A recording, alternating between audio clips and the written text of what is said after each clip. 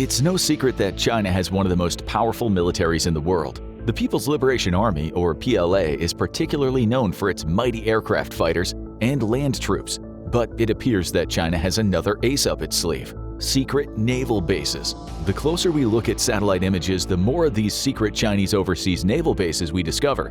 But what exactly does that mean for the rest of the world? Is China preparing for naval dominance? What would happen if Beijing used one of those strongholds and other naval forces to clash with another superpower? To answer those questions, we first need to examine China's covert bases in depth, starting with the one in Ream, Cambodia. It's not clear when construction started, but many suggest that Beijing has been building the base since 2019, which is when the first satellite images emerged. At first, experts weren't 100% sure it was a military base, despite receiving numerous photographs of the construction site. This changed in 2021, when significant developments became evident. It was at this time that China built a major road that looked nothing like those you see in typical Cambodian settlements. Specialists on naval bases started suspecting that something more ominous was being erected. Their suspicions were confirmed in the summer of 2022, when the clearing of large swaths of grassland and trees began. In addition, satellite imagery showed that a major facility was springing up on the southern part of the shore, which was later determined to be a cement plant that now provides construction materials for the rest of the projects. As time went on, there was less and less doubt concerning the nature of this construction. The Chinese went on to build a full-blown pier, modern buildings, and large clearings for future projects. Shipping activity increased with the entry of clamshell dredging barges, which brought enormous quantities of silt from excavated soil. The mounds of soil were clearly visible from satellites, stretching for hundreds, even thousands of feet. In the fall of the same year, the Chinese started working on another pier. Originally, those who were skeptical that this was a naval base thought that the pier was nothing more than temporary storage for construction equipment and materials. This couldn't be further from the truth. Soon after the initial claims, Naval Technology, one of the most trusted news sources on the naval defense industry, received an analysis on the topic from an expert who had reviewed the satellite images in greater detail.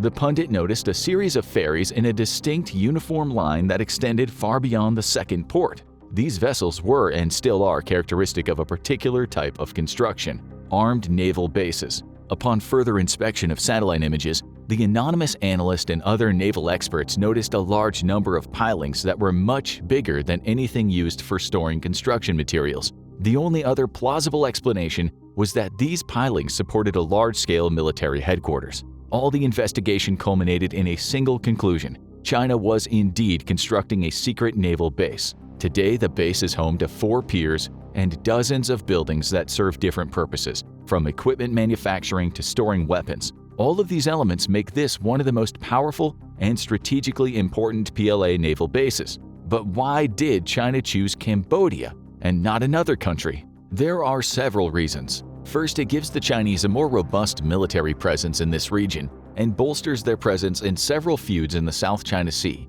Namely, the Ream base is at the crossroads of many vessels that transit the area, requiring all navies to be at their maximum capacity at all times. Each ship that comes through the area has low maneuverability, which can result in disastrous consequences in the event of surprise attacks. However, a naval base can turn the tides with a steady supply of ammunition and fuel, as well as medical facilities and other strategic advantages, which is exactly what China was aiming for with this naval establishment.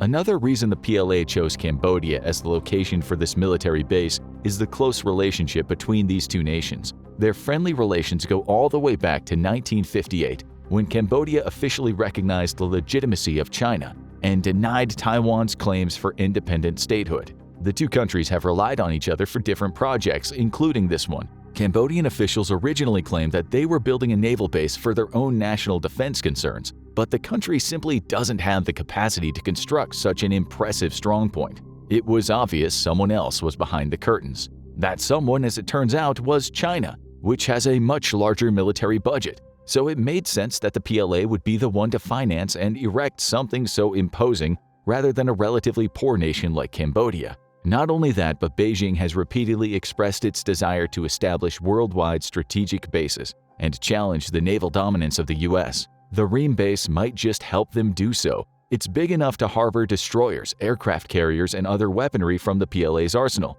Each pier is thousands of feet long and has a convenient shape that allows ships to dock and depart efficiently.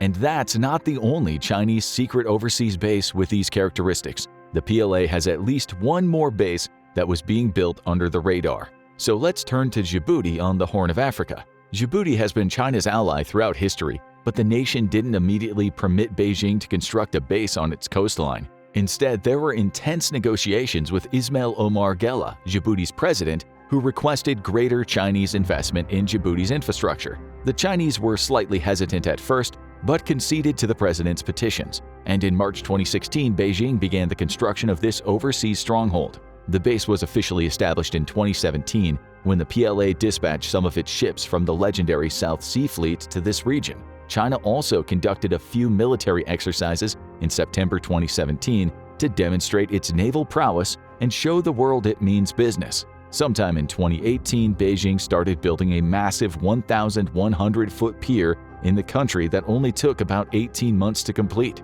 The PLA has also begun to construct a second pier to house additional ships and fortify its position in the Horn of Africa. The coronavirus pandemic was a setback, but it didn't delay China's progress too drastically.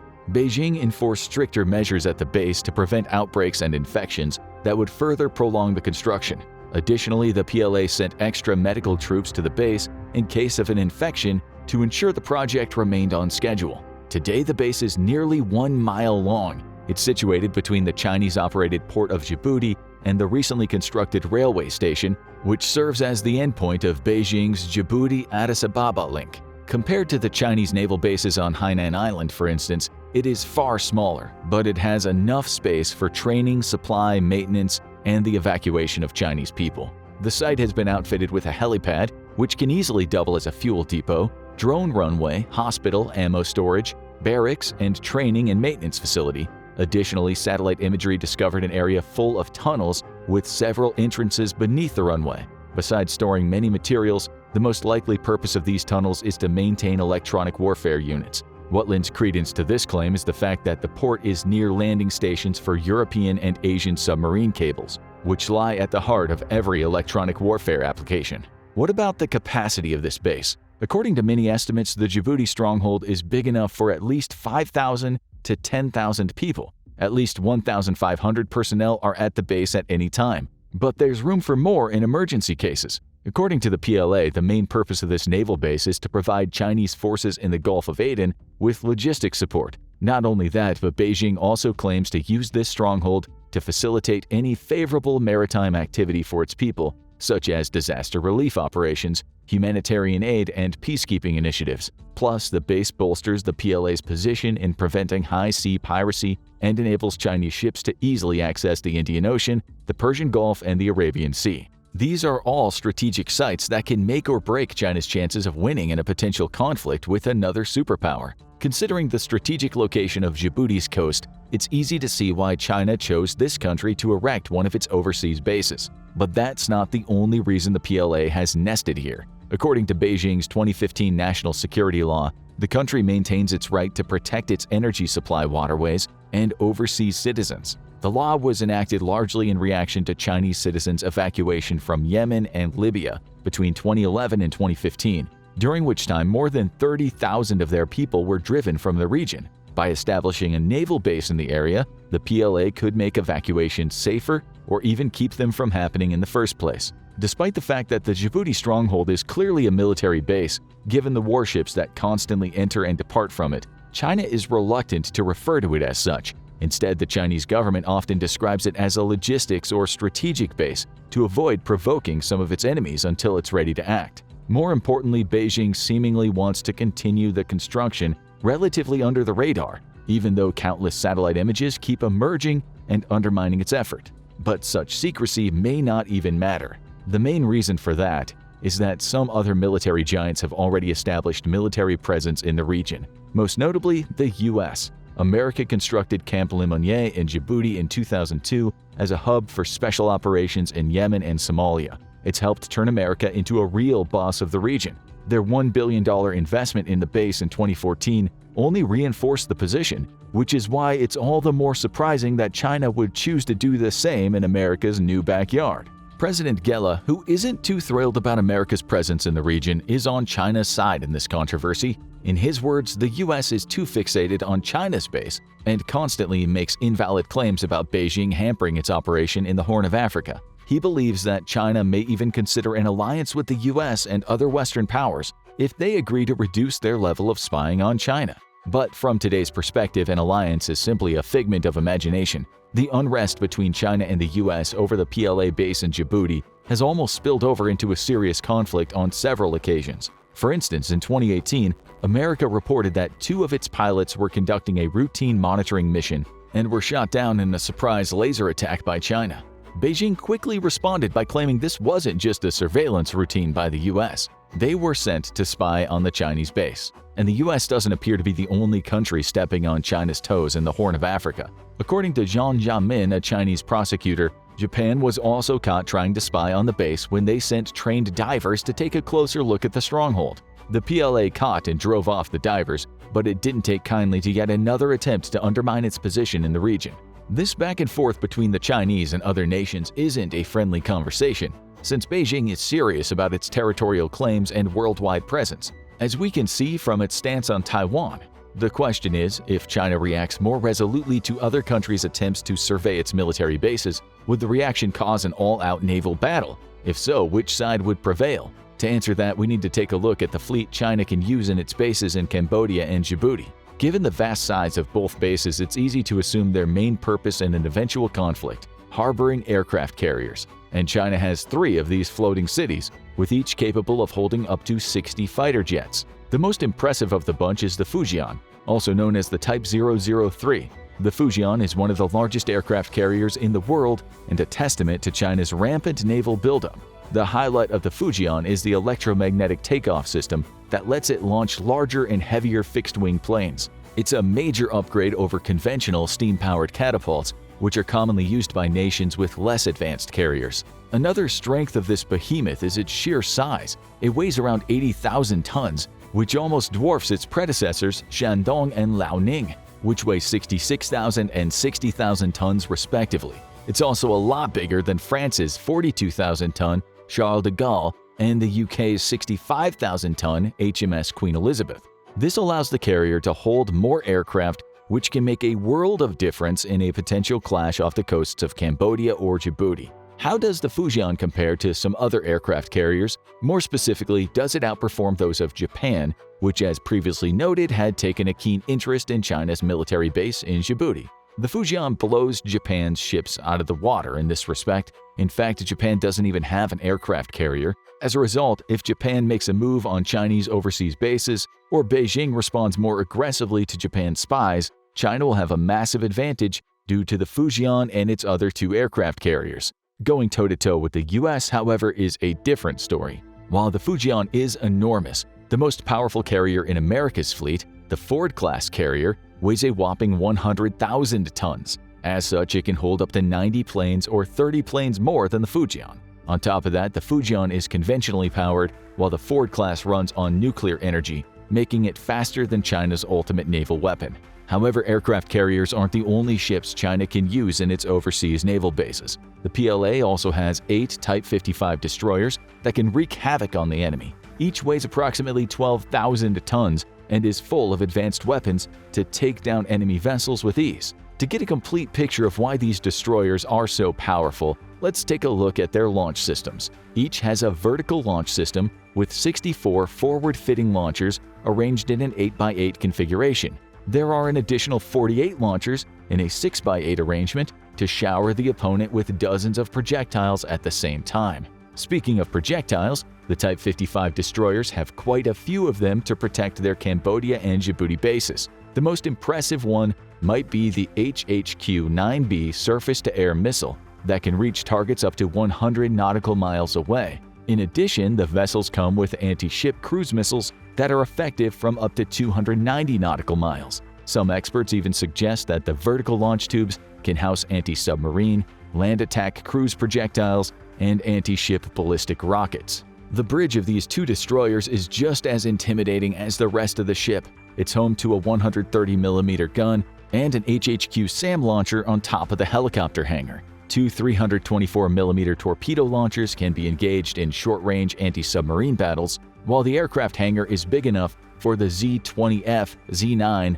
or any other maritime helicopter. Complementing the mighty weaponry is high-tech sensors. More specifically, the Type 55 has a 4-panel 346B radar that detects enemies near overseas bases and other locations with pinpoint precision. Plus, the vessels have towed array and variable depth sonars aft, as well as built-in mast to make it harder for enemy radars to discover the ships. When it comes to propulsion, the Type 55 destroyers offer a reliable performance across vast distances. Thanks to 4 powerful gas turbines and controllable pitch propellers, they can travel at 30 knots, allowing them to swiftly protect the coasts of Djibouti and Cambodia against various threats. If it enters head-to-head combat with the destroyers of Western allies, the Type 55 might just prevail. By a large margin, according to many experts, the Type 55 is the most powerful destroyer on the planet. Let's compare the Type 55 to the US's most recent addition, the USS Zumwalt. Despite being worth close to $4.5 billion,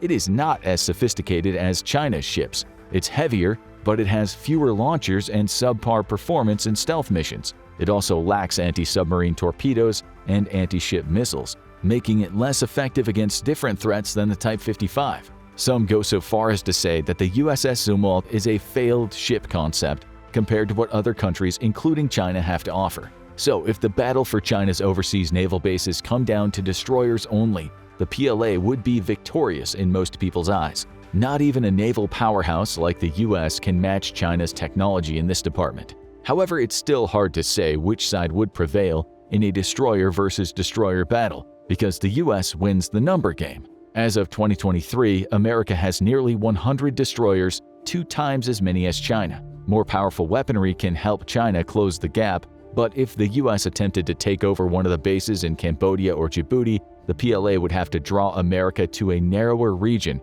where the US wouldn't be able to send so many warships at once, which is hard to do considering the US's superior intelligence capabilities. Those who would favor China in a potential battle over one of its overseas bases claim that it would prevail for a simple reason. It's the largest Navy force in the world. The PLA has nearly 800 naval units, which eclipses any other nation, including the US, which has approximately 500. This can be the difference maker, as China can use the numbers to its advantage to overwhelm America's units. That is, if only numbers mattered, and they don't. Here's the problem: China comes out on top if you rely heavily in an old way of comparing naval strengths. The modern context requires experts to take a different approach, one that considers how many of each type of warship a nation has, not just the overall size of their fleets. Although China has the largest navy in the world, Western powers have more of the most important types of warships, which are the key to succeeding in maritime warfare. As previously mentioned, America has almost 100 destroyers, which is a lot more than what China can bring to the battlefield. When you add Japan's 36 destroyers to the equation, it tips the scale slightly in favor of Western allies. So while China may be hailed as the largest naval force, many overestimate its battle preparedness. The bulk of its fleet is made up of less heavily armed ships, including coastal patrol vessels and frigates. This could give the country the upper edge in coastal areas surrounding the 2 military bases, but in the open seas, Western destroyers would probably make light work of the vessels. Another detail that can help Western powers outclass China in their battle for overseas bases is the large number of missiles they can launch from aircraft carriers and jets. As mentioned earlier, the US has a better and larger fleet of aircraft carriers. America's 11 carriers, combined with the Charles de Gaulle potentially, would allow Westerners to launch thousands of rockets on China's Cambodia and Djibouti naval bases over the course of several days. These include both long-range and short-range missiles, which may be too much for the base's defense system. Seems that China is doomed in an all-out war if the ongoing back and forth between Beijing and the rest of the world continues. But geography may help the PLA turn the tables on its enemy. The US in particular can't simply abandon all other naval positions and focus its strength on the 2 bases only. The current geopolitical balance is so sensitive that such a move could give Russia or Middle Eastern terrorists a chance to strike America at its weakest. With all its forces concentrated on China, America would be distracted to react, which could lead to major security risks. As a result, it's hard to imagine that America would be able to launch so many rockets at China's overseas bases and compromise their defenses. Moreover, China doesn't plan on stopping with these two strongholds. Many reports suggest that China may be looking to bolster its naval presence worldwide by setting up 3 more bases in Pakistan, Equatorial Guinea, and Sri Lanka. If this unfolds, it would probably stretch America's and other Western forces too thin. Overall, China's overseas bases in Cambodia and Djibouti will give Beijing a strategic advantage in the upcoming period. If the US or any other nation were to make a decisive move against these bases, they would have a hard time prevailing against China due to the country's naval strength and favorable geography. Additional bases would tip the scale to China's side even further, especially if they do a better job of keeping them secret. What do you think would happen in a potential battle for China's overseas bases? Would the situation escalate to World War III? Tell us what you think in the comments below.